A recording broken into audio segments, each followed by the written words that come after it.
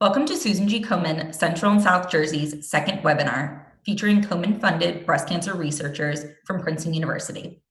My name is Gina Vinch. I'm the Development Manager at Komen CSNJ. Today, we will be talking about breast cancer research in the time of coronavirus. Today, I am joined by Dr. Mark Esposito, the CEO and co-founder of Kyocera, a discovery stage biotechnology company developing therapies to treat advanced cancer patients. Dr. Esposito received his BA from Middlebury College and his PhD from Princeton University under Dr. Yibin Kang. Dr. Esposito's work has focused on identifying the fundamental mechanisms driving solid tumor relapse and the suppression of anti-tumor immunity. Translating discoveries made in the lab at Princeton University, Dr. Esposito's team at Kyocera is developing small molecule therapeutics with the goal of curing advanced stage cancer patients. In addition, I am joined by Dr. Nicole Aiello, a postdoctoral fellow in Kang lab at Princeton University. She earned her PhD at the University of Pennsylvania, where she focused on molecular mechanisms that drive metastasis in pancreatic cancer. Now Nicole studies the intersection between normal and malignant mammary stem cells, which are thought to be responsible for drug resistance, tumor reoccurrence, and metastasis. Thank you both for joining us today. Thank you for having us. Yeah, happy to be here. We understand there's been progress in breast cancer research over the years. Could you tell us a little bit about the work you guys perform day in and day out?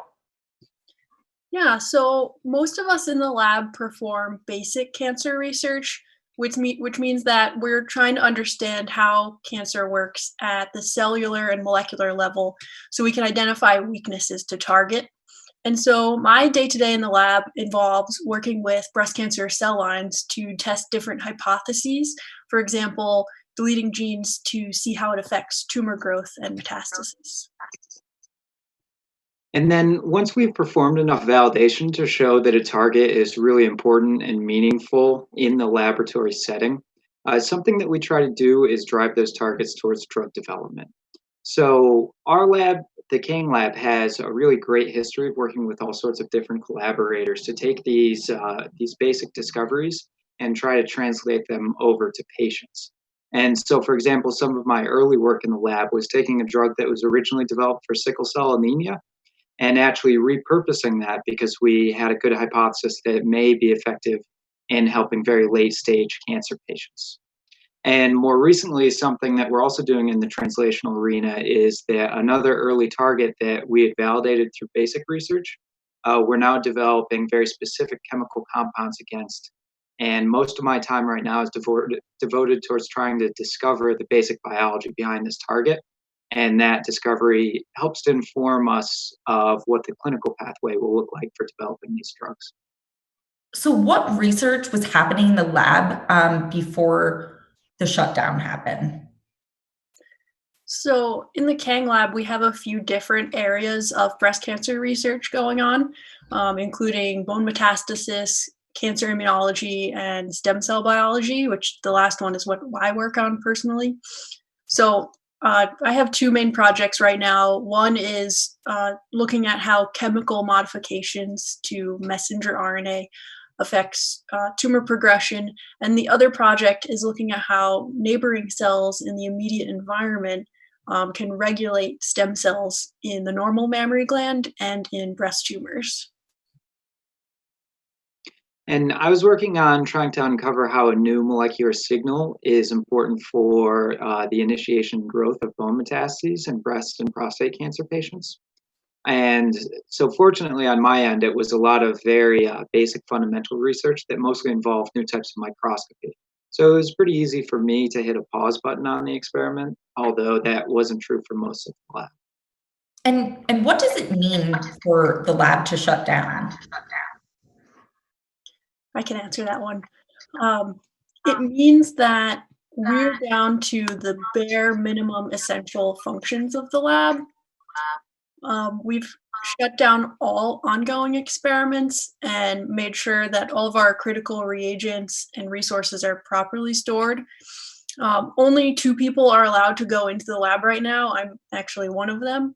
and I just go in to make sure that our freezers still have liquid nitrogen in them to preserve all our cell lines, and to take care of ongoing in vivo work.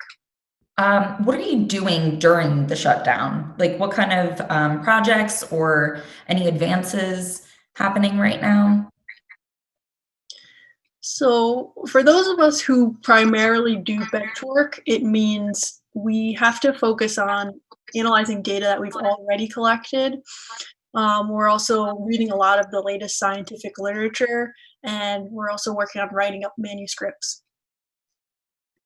It also, though, gives us a really good time to think about the experiments that we're doing very critically and to reflect on those experiments.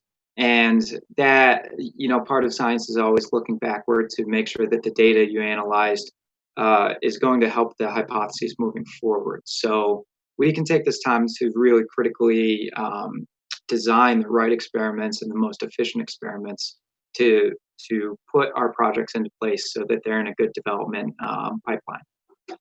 And then another thing that we can do that has become very widely used lately is the TCGA and other patient-centric databases that take patient genotypes of their tumors and also pair that with, say, clinical data and what treatments were received.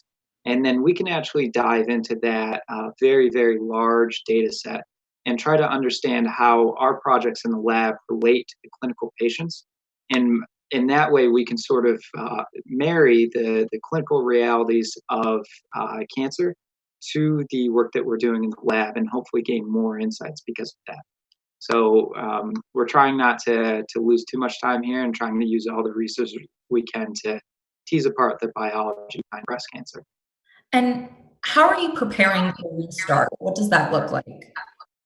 Well, it's clear that when we get back into the lab that things are not going to be the same as they were before. So I think at first we'll probably be working in shifts, which is what we did shortly before the shutdown to maintain safe social distancing between lab members. And once we get an idea of when labs might be able to reopen, we'll start ramping up more longer term experiments that can take months. But unfortunately, these long experiments can only start when we have a clear path back to normalcy. And how might this affect the way we do research moving forward? I think that we really need to think very carefully about what experiments we're going to do moving forward. We don't want to jump into it feet first and then have another potential wave or similar restrictions hit in the future. So something that we're really going to do is be cautious about starting those very, very long and expensive researches. And what we'll probably have to do is be a little bit more risk averse than usual. And unfortunately, that will slow down the discoveries of today that are helping the patients of tomorrow. But that's just the new reality that we're in right now. So we'll try to be as expeditious as we can, and then also try to be conservative, taking into account the course of the quarantine.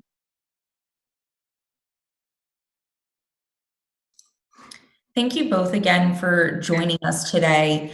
Any final thoughts you'd like to leave our viewers with?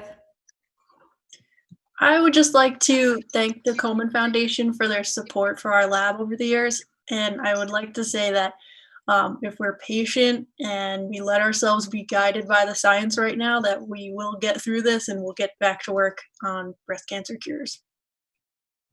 And we're also very grateful to the patients that have devoted their time and interest in our lab and in our research. And we hope that the work we're doing today will help all of the patients in the future. Thank you. Thank you. It definitely will. And thank you so much for supporting the Susan G. Komen Breast Cancer Foundation in this capacity. Both Mark and Nicole, along with Dr. Yibin Kang, will be joining us as speakers at our MBC conference coming up later this year. The date is still to be determined, but you can find out more information about the conference and the various speakers by visiting our website under komencsnj.org/MBC Impact. Thank you again, and we look forward to providing you with more education webinars in the near future.